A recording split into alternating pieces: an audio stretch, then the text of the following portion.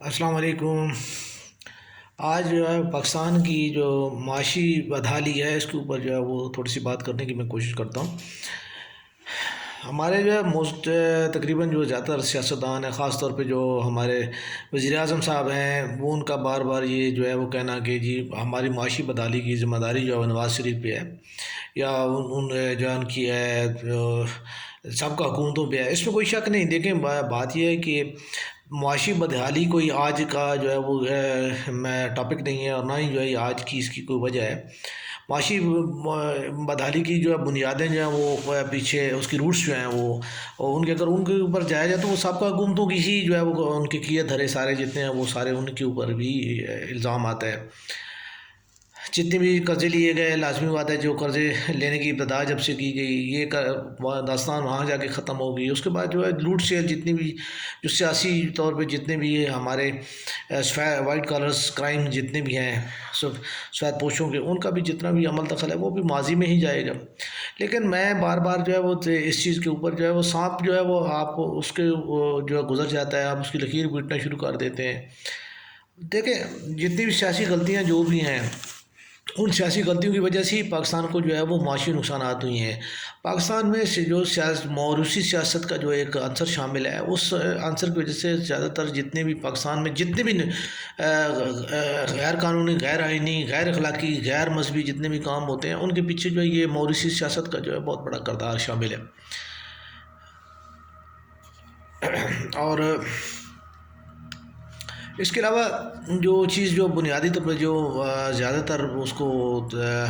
عمل جس کا جو ہے وہ یہی سیاسی طور پہ جو ہے انوالومنٹ جو ہے وہ ہماری تمام تر جتنے بھی ہمارے کام ہیں ان میں جو ہے ہماری سیاسی مداخلت جو ہے وہ اس کی وجہ سے جو ہے تمام تر جتنا بھی ہوتا ہے خرابیاں پیدا ہوتی ہیں۔ دیکھیں ہماری اس وقت کی موجودہ جو کابینہ کے جتنے اراکین ہیں، یہ اراکین جو ہے وہ ان میں سے اکثریت سے بھی زیادہ جو ہے وہ یعنی پچھلی جتنی بھی حکومتیں گزری ہیں، سابقہ حکومتوں کے، وہ نہ صرف جو ہے وہ وزراء رہے ہیں، ان کے ایڈوائزر رہے ہیں، ان کے مشیر رہے ہیں، ٹھیک ہے۔ تو آج بھی وہ وہی جو ہے وہ اس میں شامل ہیں، اور وہی جو ہے وہ اس میں جو ہے وہ اپنا کردار ادا کر رہے ہیں۔ تو اس میں جو چیز جو بنیادی طور پہ دیکھنے والی ہے کہ یہ چیز جب تک کہ آپ اس وہ کا ایک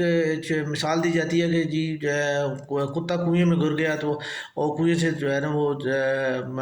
پانی نکال کے جو اس کو صاف کر دیا جائے، تب آپ کتا نہیں نکالتے اس وقت تک تو آپ کبھی بھی اس کی صفائی نہیں کر پاتے، ٹھیک ہے، نہ ہی وہ پانی پاک ہوتا، نہ وہ پینے کے قابل ہوتا ہے۔ تو یہی چیز ہے کہ جب تک اس سیاسی موجودہ جو جتنا کلچر ہے اس کو تبدیل نہیں کیا جاتا، اس میں شامل جتنے لوگ ہیں ان کو جو ہے آپ اپنے ایک اس میں نہیں لے کے جاتے، لمٹس میں نہیں لے کے جاتے، اس وقت تک یہ ممکن ہی نہیں ہے کہ جو ہے وہ پاکستان میں کسی قسم کی بھی ایک وہ خواہ معاشی ہو، خواہ وہ اخلاقی ہو، خواہ وہ کسی بھی بنیاد پہ بھی آپ کوئی بھی بات کرنا چاہیں نا، تو جب تک کہ یہ سیاسی جو ہے لاٹ موجود ہے اس